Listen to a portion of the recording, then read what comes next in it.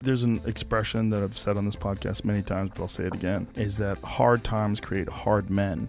Hard men create soft times. Soft times create soft men. Soft men create hard times.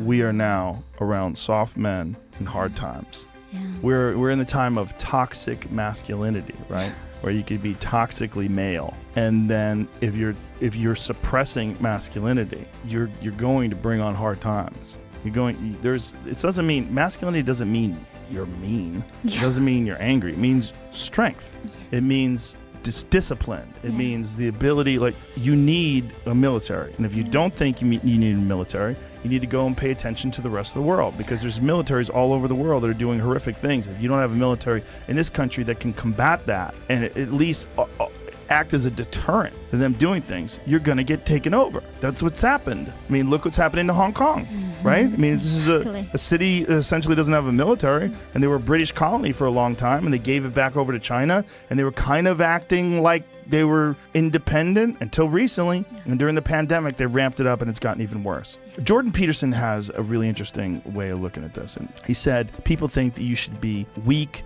and you should be docile, and then you should be a pacifist. He goes, no, you should be a monster. He said, you should be a monster. You should be ruthlessly ambitious and then learn how to control it. Doesn't mean that you can't be kind if you're strong, but it does mean you can't be strong if you're weak. Yeah. If you're weak, and there's a lot of weak people in this country right now that are trying to take control. And they're gathering up all the other weak people, and they say, yeah, let's all be weak together. Yeah. And they're willing to embrace all sorts of ideas that have been disproven, not just disproven, that have caused the deaths of untold millions of people.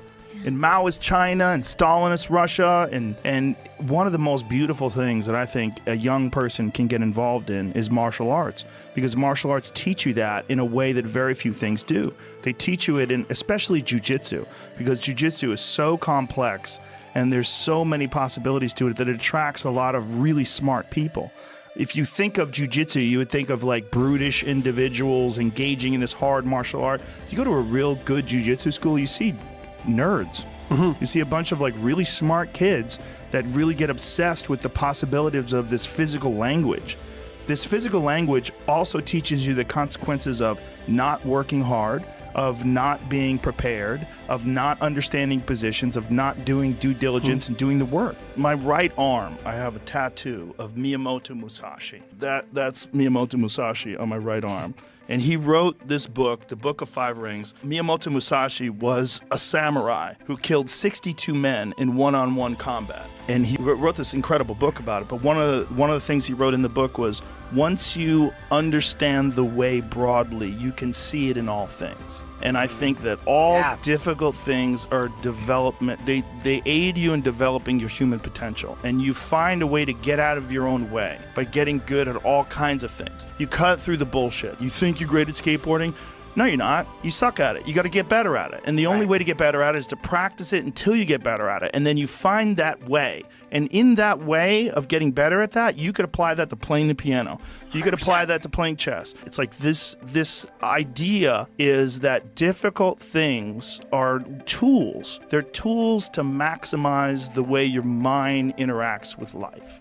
If you're alive, you can get better at stuff. And I don't think people are happy if they don't have puzzles and complex tasks and things that are interesting to them, whether it's an art project or whether it's learning something completely new like stand-up comedy. Doing things that are difficult is as much of a nourishment of the mind as food is a nourishment of the body.